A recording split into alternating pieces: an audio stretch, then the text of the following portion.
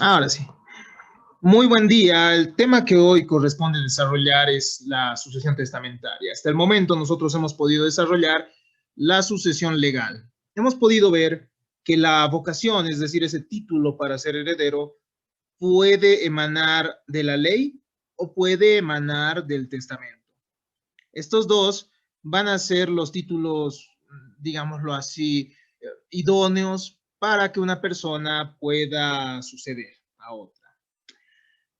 Entonces nosotros ya hemos desarrollado que dentro de la sucesión legal hay herederos legales forzosos, hay herederos simplemente legales. Hemos visto que en la sucesión legal también hay una parte reservada a ciertas personas que tienen alguna cercanía con el de cuyos. Esta es la denominada legítima. Además de esto, nosotros hemos podido desarrollar que,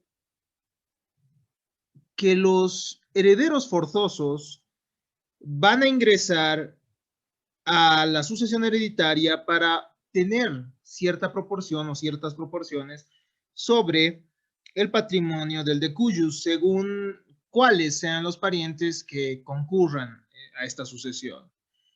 Ya que hemos desarrollado esta sucesión legal en la cual también existe la representación, en la cual también hemos analizado la sucesión del Estado, la sucesión de parientes colaterales, la sucesión de los ascendientes, de los descendientes y del cónyuge. Entonces, analicemos ahora otra forma de sucesión, que es la sucesión testamentaria.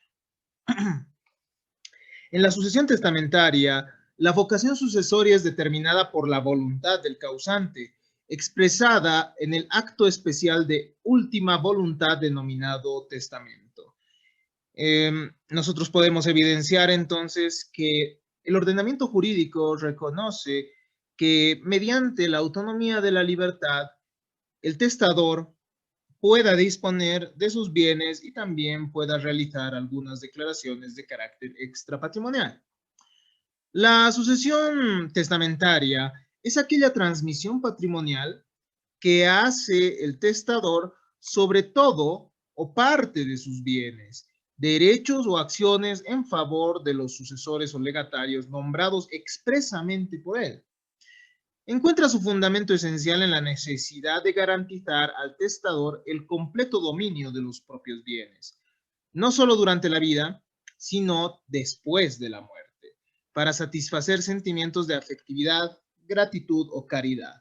Entonces podemos ver que el ordenamiento jurídico reconoce la propiedad en primer lugar cuando hablamos de la sucesión hereditaria en general y también reconoce la autonomía de la voluntad.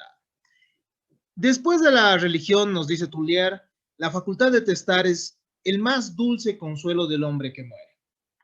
Y efectivamente, nosotros podemos evidenciar que las personas, por los vínculos de cercanía que tienen con otras, transfieren o transmiten ciertos derechos y prerrogativas que pudieran llegar a tener. El testamento es el triunfo de la libertad en el derecho civil, nos dice Tropolón.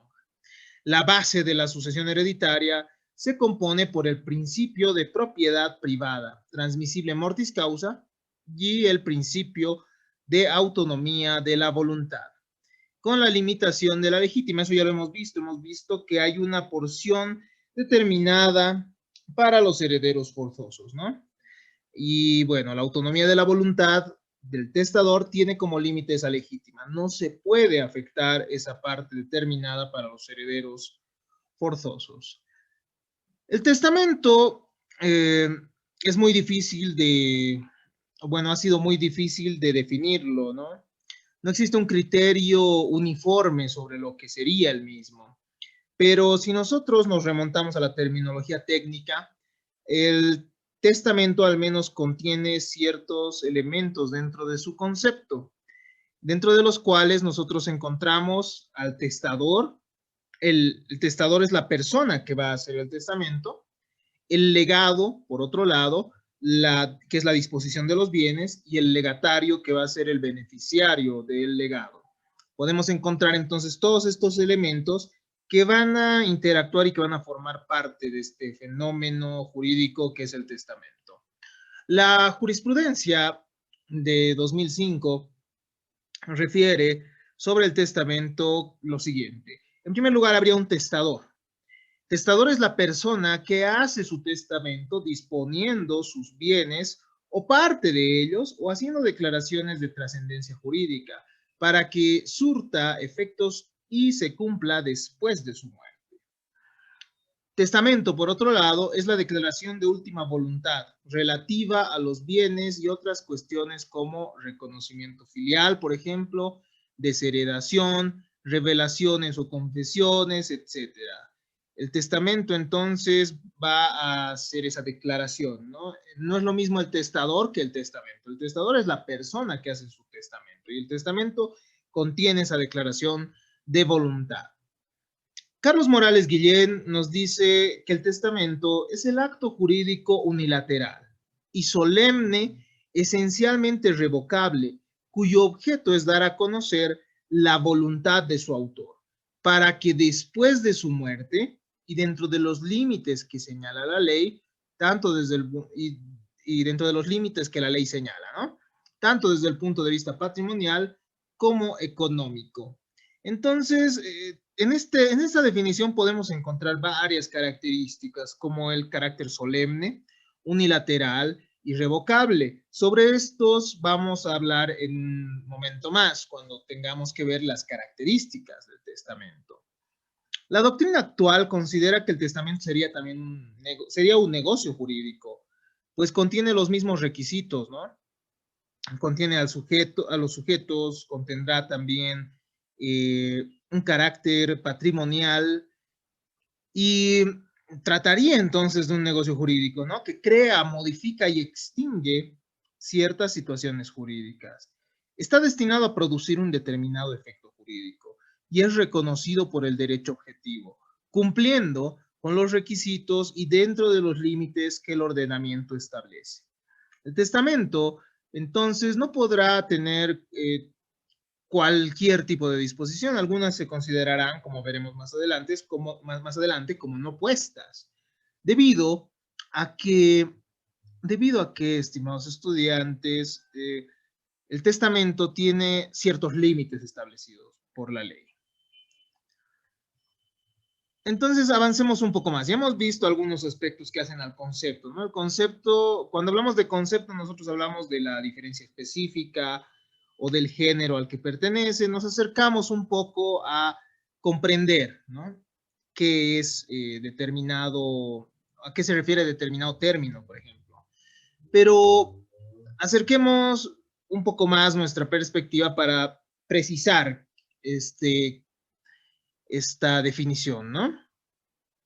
En su concepto, la sucesión testamentaria tiene su origen en la voluntad libre del testador.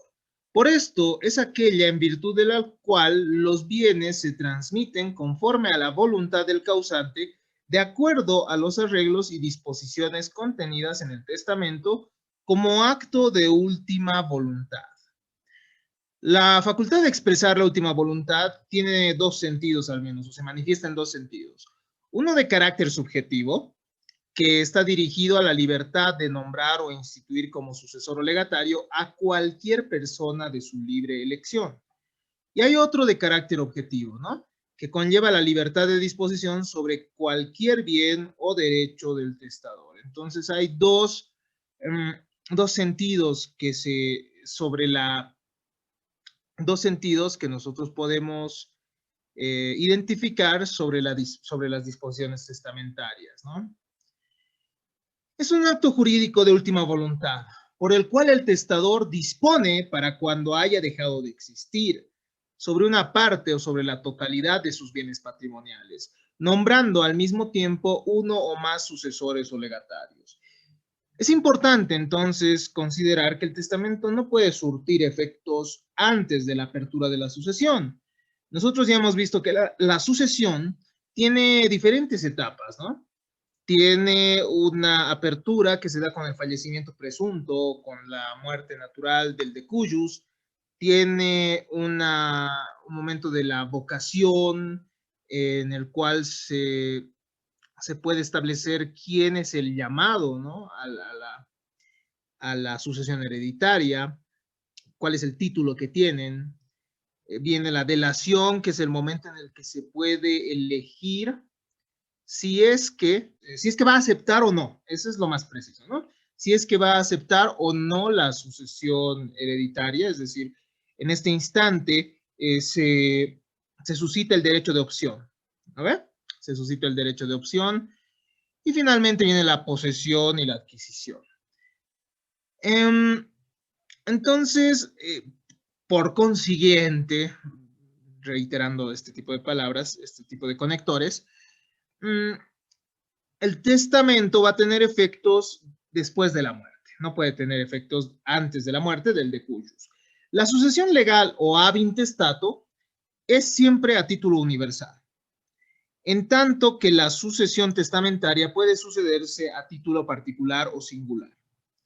Entonces, el testamento es el medio o acto jurídico de carácter solemne de última voluntad, revocable hasta la muerte, unilateral y eminentemente personal, por el cual una persona capaz, por su sola voluntad autónoma, dispone de todos sus bienes o una parte de sus bienes patrimoniales, sus derechos o sobre otras cuestiones para que surtan efectos después de su muerte, con limitaciones establecidas por la ley.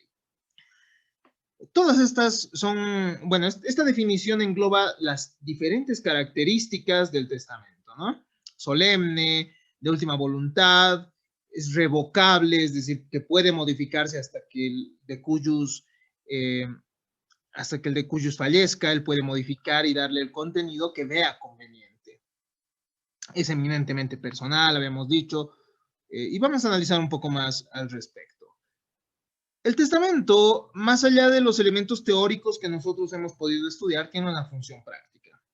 Su función práctica consiste en servir como un medio jurídico por el cual el causante se encuentra en situación de disponer en todo o en parte de sus propios bienes para el tiempo en que habrá dejado de existir. Entonces es un mecanismo que colabora a estos intereses. A este efecto, el testador instituye una o más personas que serán las beneficiarias con el acto de disposición, patrimonial o de última voluntad. El testamento se contrapone a la sucesión por voluntad de la ley. Permite que los bienes de la herencia pasen a destinatarios elegidos y designados por el testador, adecuándose a sus intereses personales, morales, familiares, ideológicos, patrimoniales, etc. Analicemos un poco del origen de este instituto jurídico, del origen también de la raíz etimológica, ¿no? Hay diferentes perspectivas sobre el origen etimológico de la palabra testamento. La mayoría de autores refiere que proviene de la locución similar latina testamentum, en que se dispone o se realiza la disposición de última voluntad. Algunos autores romanos manifiestan que proviene de testatio mentis, que significa testimonio de muerte o de la voluntad o testimonio de la mente del hombre.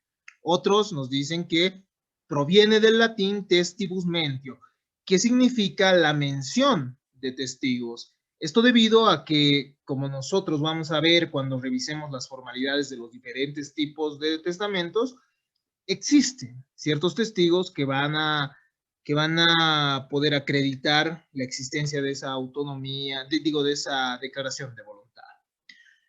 Ha habido varias corrientes doctrinarias que han tratado de explicar la naturaleza jurídica del testamento, al igual que las legislaciones en todas las épocas. Se ha manifestado, por ejemplo, que el testamento, en primer lugar, es una manifestación de nuestro espíritu, justa decisión de nuestra voluntad. La persona que va a testar dicta una ley para su posteridad, nos dicen los aforismos. El derecho romano nos manifestaba que el testamento es una manifestación legítima y acreditada de nuestro pensamiento, hecha con las solemnidades debidas para que prevalezca después de nuestra muerte. Documento por el cual el causante había dispuesto de la suerte de sus bienes, nos dice el derecho francés. El Código Civil argentino nos decía que es un acto escrito celebrado con las solemnidades de la ley, por el cual una persona dispone de todo o en parte de sus bienes para después de su muerte. Clemente de Diego nos manifiesta que es un acto unilateral, personalísimo, solemne, revocable, mortis causa, enderezado a disponer lo que queremos que se haga después de nuestra muerte en los límites y condiciones impuestas por el derecho objetivo. Históricamente, el testamento va presentándose bajo diferentes formas y en diferentes instrumentos jurídicos. Según el jurista e investigador José Arce Cervantes, ya habría un testamento descubierto el año 1805, bueno, que habría sido del año 1805 antes de Cristo, que habría sido descubierto en Egipto por William Matthew Flinders. Amadeo Sabaté Gutiérrez, en su obra Principios de Derecho Sucesorio, nos dice que el testamento se habría originado en Atenas. El legislador, el año 591 a.C., hace prevalecer la amistad contra el parentesco. Entonces podían incluso instituirse como herederos a amigos, preferentemente a los parientes, ¿no? Después fue introducida en el derecho romano esa autorización, ¿no? Del derecho para testar. Esto concretamente en la ley de las 12 tablas. El 451 y 450 antes de Cristo, aunque otros autores cuestionan esto, se manifiesta entonces en esta ley, ¿no? Algunos dicen que ahí estarían algunas disposiciones sobre el testamento, como y se lo concibe como una disposición de última voluntad de una persona por la cual se nombra al heredero. Es un acto solemne e irrevocable. Puede contener la realización de otros aspectos sobre su patrimonio. Es mortis causa.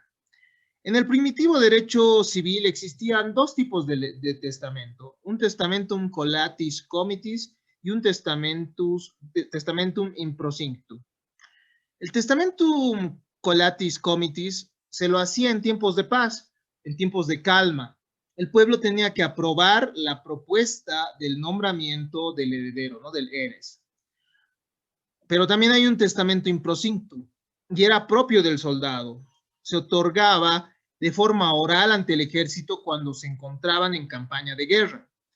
Estimados estudiantes, las exigencias de formalidades no pueden ser las mismas en una situación de guerra, por ejemplo, y en una situación normal, común, una situación de paz para un Estado, ¿no? Entonces, esto ya se había distinguido anteriormente en el derecho francés antiguo, en el derecho civil antiguo, mejor dicho. Aparecieron con la evolución del testamento algunas otras formas, como el testamento pera et libram. Este era necesario porque no siempre había guerra o no se juntaban los comicios, ¿no? Entonces, era muy difícil realizar un testamento en el que se reúnan necesariamente los comicios. Como no siempre se presentaban, era necesario que otra forma de testamento.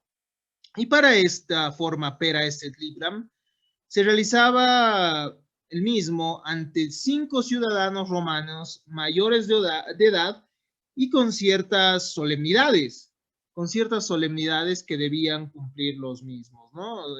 Bueno, la autoridad en su momento y cumpliendo con ciertos ritos. El testamento nuncupativo era un testamento oral, es otra forma de testamento, ¿no? Que aparece con la evolución del mismo. Era un testamento oral que requería como única formalidad la presencia de testigos. 7 testigos que prestaban un juramento ante el magistrado y podían establecer cuál ha sido la última declaración de voluntad de una persona. También existía el testamentum praetorium. Se tomaba en cuenta la disposición escrita del testador considerada por el pretor. Se requerían además de los sellos de 7 testigos. El testamento también podía ser un testamentum tripartitum. Se abolió la intervención del pretor. Se requería entonces que este sea por escrito, tenía que llevar la firma del testador y de 7 testigos, además de la reserva del contenido, hasta el momento del fallecimiento, y después recién se ponía en conocimiento de los herederos este contenido. También teníamos el testamento militar hecho sin formalidad, en campaña o expedición militar.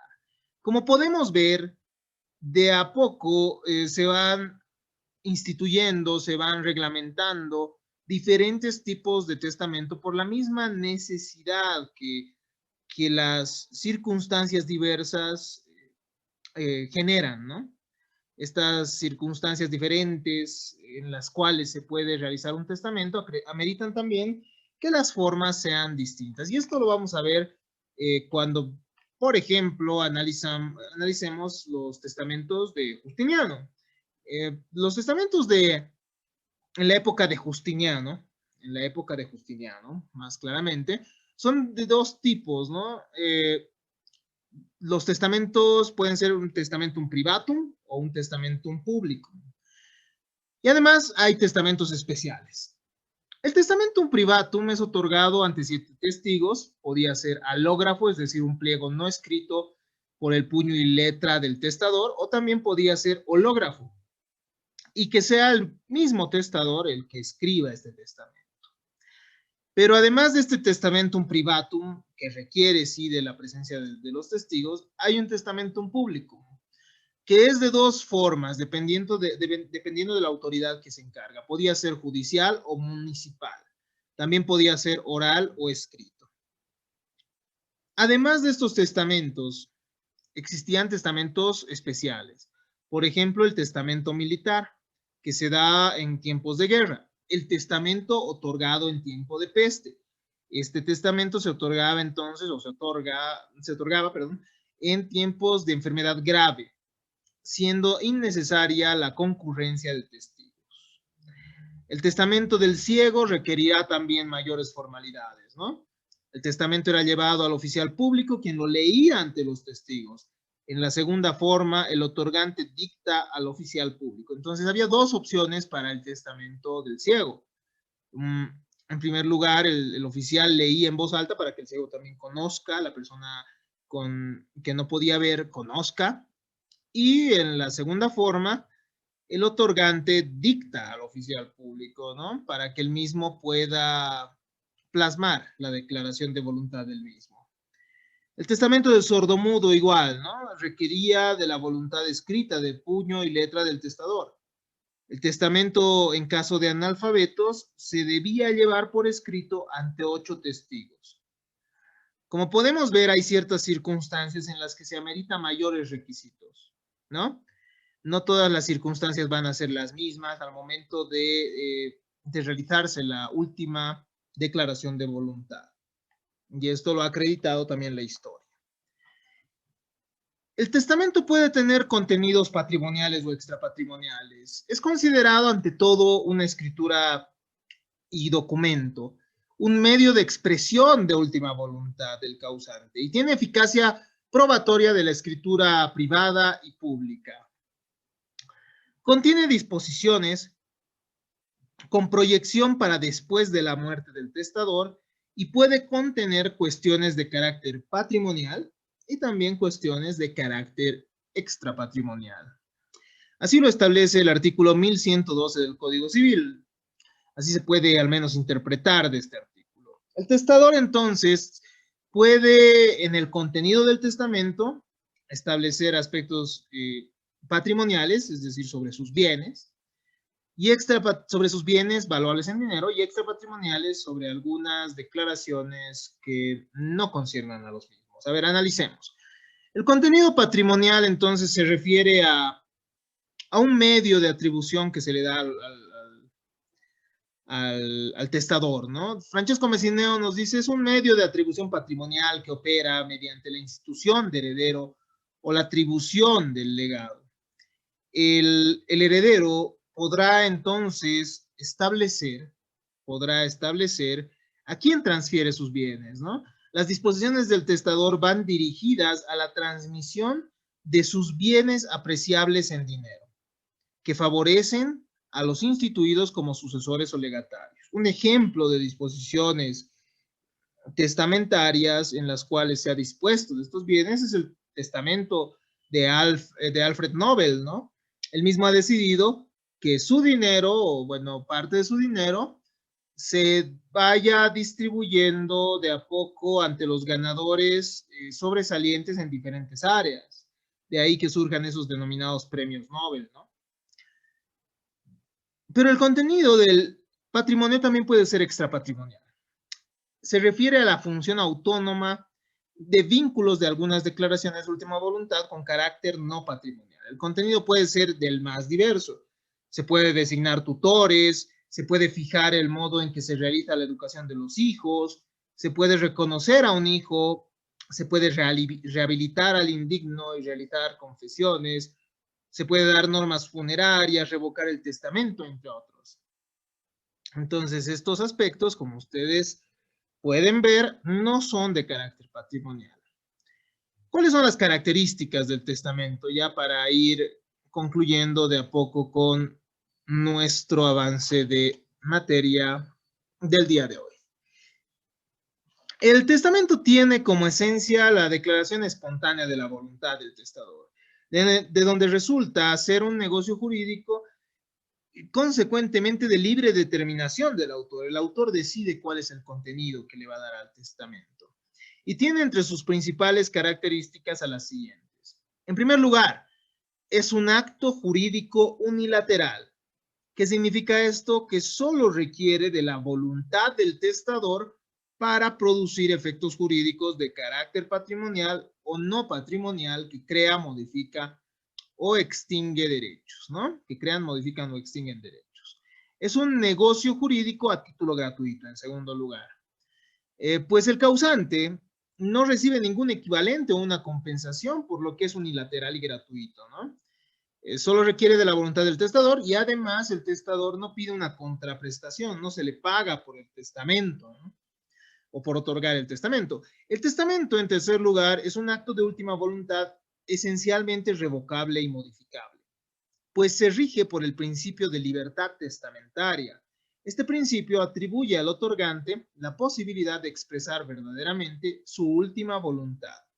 Puede modificar las propias disposiciones cuantas veces le plazca.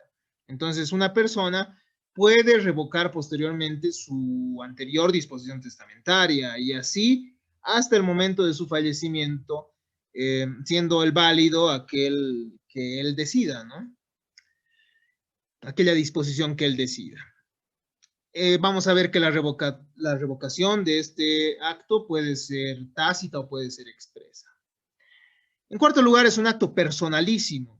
Es una obra exclusiva del testador para ser fiel y auténtico reflejo de su voluntad. No se puede testar por encargo ni estar al arbitrio de un tercero. Solo pueden tener un autor los testamentos. Y, estimados estudiantes, esto implica que no se lo puede hacer por un apoderado, por ejemplo. No puede ser una tercera persona la que haga el testamento en nombre de otra.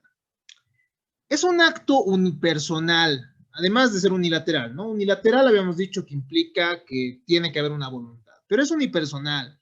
¿Por qué? Porque tiene que ser otorgado por una sola persona. No se admite que dos o más personas expresen su última voluntad en el mismo testamento. Es también unilateral, pues basta una sola declaración de voluntad para el perfeccionamiento. Entonces, hay una prohibición expresa que vamos a ver más adelante, que nos dice que dos personas o más no podrían testar, no podrían realizar un solo testamento, ¿no? Cada persona, o sea, bueno, el testamento es un acto personal, unipersonal. Entonces, es solo una persona la que puede establecer el contenido del testamento.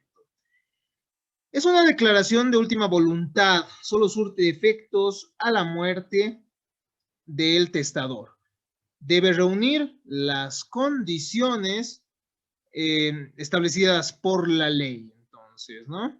Debe tener entonces un contenido lícito, tiene que ser posible, es decir, no se puede obligar a nadie a lo imposible, y tiene que ser moral y enteramente realizable. Debe reunir además las condiciones de formalidad y solemnidad para producir sus efectos jurídicos. nosotros vamos a ver que según el tipo de testamento del cual nosotros hablemos, va a terminar por establecerse cuáles son los requisitos, ¿no? Cuántos testigos, si es que tiene que ser ante una autoridad o no. Entonces, el contrato, digo, el testamento tiene que cumplir con formalidades. Existe prohibición expresa sobre conjunción y mancomunidad testamentaria, lo que habíamos dicho hace un instante. El artículo 1114 establece que el testamento es un acto unipersonal. No puede testar en un mismo documento, no pueden testar en un mismo documento dos o más personas, ni en beneficio recíproco, ni en favor de un tercero. Se evidencia entonces una prohibición para otorgar testamento conjunto. Esta prohibición se refiere a la figura jurídica que antiguamente se conocía como testamentos mancomunados, mutuos o de hermandad, hecho por varias personas en el mismo acto. El fundamento de este impedimento se da porque el testamento conjunto podría dar lugar a maniobras destinadas a captar la herencia de forma recíproca, ¿no? Es decir, tú otórgame tus bienes en testamento y yo te otorgo los míos. Entonces fallece uno y el otro posteriormente puede revocar su disposición testamentaria. O también puede limitar el principio de libertad de revocar o modificar hasta la muerte las cláusulas testamentarias, ¿no? Si hay dos personas que van a elaborar o que van a disponer de sus bienes mediante testamento, entonces estarían sujetas, ¿no? La una a la otra, o tal vez también una podría obligar a la otra aspectos que su voluntad que no concuerdan con su voluntad. El testamento puede ser interpretado, ¿no? De igual manera que los contratos, cuando ustedes veían la materia de contratos, han debido ver que hay reglas para interpretar los contratos, ¿no? Interpretar en el sentido gramatical quiere decir explicar el sentido de algo que no está expresado claramente. Significa también la aclaración o exposición en el sentido de una cosa o de un texto incompleto, oscuro o dudoso. El testamento es un acto humano, entonces puede precisar, puede tener imprecisiones, defectos en su redacción con la utilización de palabras o términos que no sean comunes, que sean poco usuales, así como también puede carecer de signos gramaticales o de puntuación que confundan sobre cuál sería la verdadera voluntad del testador. El problema de la interpretación entonces puede suscitarse cuando las disposiciones son oscuras, ambiguas, cuando puedan entenderse diferentes cosas del testamento, cuando sean inexpresivas, contradictorias inclusive o incompletas. Para esto, la ley establece dos métodos para interpretar el testamento. En primer lugar, las disposiciones testamentarias tienen que entenderse según lo que está establecido literalmente, ¿no? Según su expreso sentido literal. O sea, según el contexto de su redacción, analizando cada una de las palabras, tratando de desentrañar cuál era el genuino pensamiento del testador, aplicando las reglas de la sana crítica al elemento material en que la voluntad debe descubrirse.